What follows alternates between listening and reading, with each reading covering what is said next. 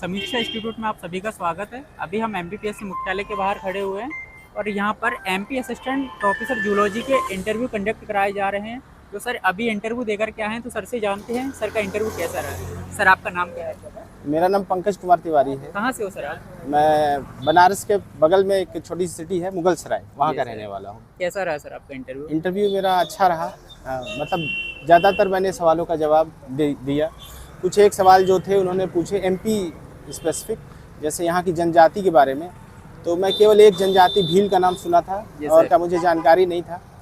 तो उन्होंने पूछा कि अगर नहीं जानकारी है तो कोई बात नहीं। तो मैंने कहा कि हाँ ठीक है। फिर उन्होंने मुझसे पूछा इसके बारे में, इसके ऊँट के जो है कैमल होता है ना, उसकी फिजियोलॉजी के बारे में पूछा कि वो क्यों डेजर्ट रीजन में सरवाइव करता है। तो मैंने उसका फिजियोलॉजिकल जो कॉज है और जो उनका एनाटॉमी वाला एडाप्टेशन वगैरह है वो मैंने बता दिया।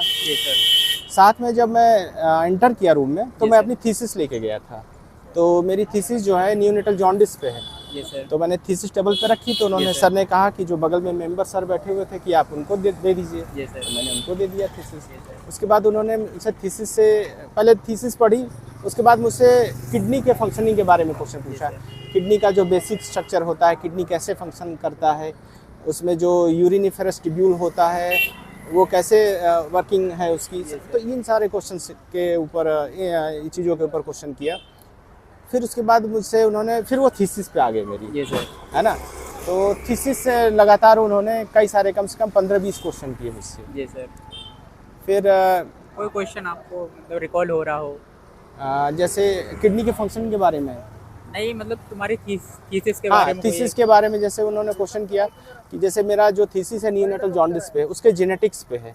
तो ये थोड़ा सा उनको अलग सा लगा कि क्या जेनेटिक कॉज क्या हो सकता है जॉन्डिस के बारे में। ऐसा जेनेटिक मैंने कहा मैंने नहीं सुना, मुझे बताओ जरा। तो मैंने पहले तो उसकी फिजियोलॉजी मैंने एक्सप्लेन की, जो कॉज होता है जॉन्डिस का उसकी फिजियोलॉजी एक्सप्लेन की।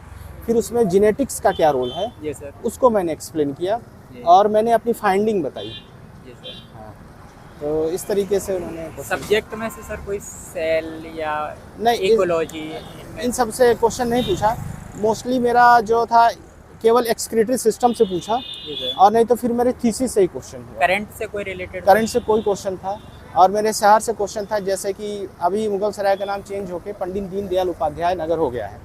तो उन्होंने पूछा ये कौन थे। तो मैंने बताया कि वो आरएसएस के एक विचारक थे। तो उन्होंने कहा कि अच्छा बताओ तब इनकी विचार क्या थे। तो मुझे याद आया कि एक आध मानववाद करके उनका जो विचार है, तो मैंने वही कहा। फिर एक और सर थे बैठे हुए, तो उनको मेरी थीसिस दे दी गई। फिर उन्होंने कुछ देर देखा, उसके बाद जो है उस थीसिस से फिर उन्होंने एक आध क्वेश्चन किया। तो इतना करने में करीब 20-25 मिनट हो गया। तो सर ने कहा ठीक है। कौन से बोर्ड में था सर आपका? मेहरा सर के में था या शर्मा सर के में? अब नाम तो नहीं मालूम, लेकिन जो बोर्ड नंबर 2 लिखा हुआ था। कितने मिनट चला होगा सर टोटल? करीब 20 मिनट, 20-25 मिनट लगभग। ठीक है सर। ओवरऑल इंटरव्यू मतलब अच्छा था? ओवरऑल इंटरव्यू, हाँ, मैंने लगभग सारे सवालों का जवाब दे दिया और एक आध सवाल नहीं आ रहे थे मुझे, तो मैंने साफ साफ कह दिया कि मुझे नहीं आ रहा। माहौल कैसा है सर इंटरव्यू? इंटरव्यू में सब बड़े अच्छे से पूछ रहे थे, खासतौर पे जो बोर्ड के जो चेयरमैन सर थे, हाँ, उन्होंने बहुत अच्छे से मतलब काफ़ी मतलब जो इन्वायरमेंट था काफ़ी लाइट था, कोई ऐसा कुछ नहीं था। जो आने वाले अभी कैंडिडेट हैं इंटरव्यू के लिए, उनके लिए कोई मतलब सलाह आपकी तरफ से, कोई सुझाव हो? अब मेरा एक्सपीरियंस यही है कि अगर आपने पीएचडी कर रखी है तो अपनी थीसिस तैयार करके रहो।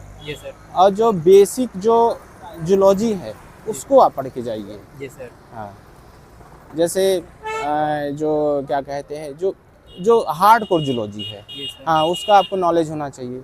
क्योंकि मेरा जो थीसिस था वो फिजियोलॉजी से रिलेटेड था, तो उसको उन्होंने कोरिलेट कर दिया फिजियोलॉजी से। हो सकता है किसी और का जो है किसी और से रहे, तो वो जूलॉजी के उस पार्ट से वो कोरिलेट करके वो क्वेश्चन करेंगे। Sir, thank you sir.